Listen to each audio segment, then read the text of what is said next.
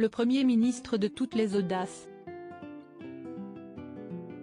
Le livre du journaliste Sebastian Payne, The Fall of Boris Johnson, raconte les dessous d'une histoire politique britannique méconnue, celle d'un complot qu'aurait fomenté l'ex-locataire de Downing Street pour conserver sa place.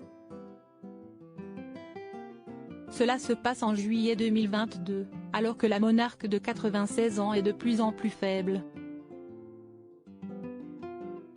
Pointé du doigt par les membres de son parti et par l'opposition en raison des soirées clandestines qu'il aurait organisées pendant le confinement, Bojo est en très mauvaise posture. Plusieurs de ses ministres démissionnent, mais lui ne veut pas s'avouer vaincu. Si est ainsi qu'avec le plus grand des aplombs, le prédécesseur de Liz Truss prévoit de demander à Elisabeth II de dissoudre la Chambre des communes et d'organiser des élections anticipées. Cela permettrait selon le quinquagénaire de convaincre les dissidents du Parti conservateur, au pouvoir, de continuer à le soutenir. Seulement voilà, la souveraine, plus de 70 ans de règne à son actif, en a vu d'autres.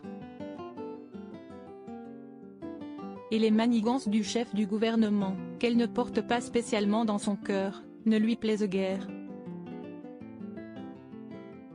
Supérieure à Remembrance Day, la famille royale émue pour cette première sans Elisabeth et Boris Johnson, artisan de sa propre chute alerté des intentions de Boris Johnson, la mère de Charles III annonce qu'elle ne prendra pas l'appel du Premier ministre.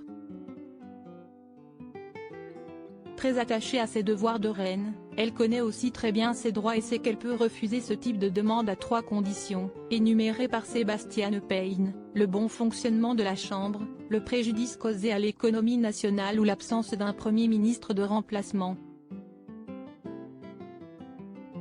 Et malheureusement pour le mari de Carrie Simon, les conditions sont bien remplies. Les Tories disposent de la plus grande majorité à la Chambre depuis Margaret Thatcher, l'économie nationale est gravement impactée par l'inflation, mais surtout, les prétendants au poste de Bojo sont nombreux. Au pied du mur, le prédécesseur de Rishi Sunak sera donc contraint d'admettre sa défaite en abandonnant le pouvoir officiellement le 7 juillet. Crédit photo, agence voir la suite de l'article.